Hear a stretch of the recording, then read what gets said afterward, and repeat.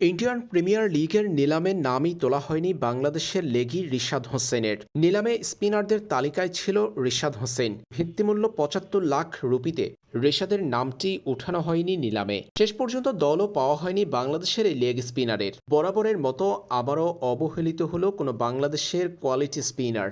IPL এমন অবহেলা করলেও বিগ ব্যাশ লিগে ঠিকই দল পেয়েছেন রিশাদ। হাওয়ার্ড হারিকেন্সের হয়ে নিজের প্রথম দুটা ম্যাচে চমৎকার বোলিংয়ে রাঙিয়েছেন রিশাদ হোসেন।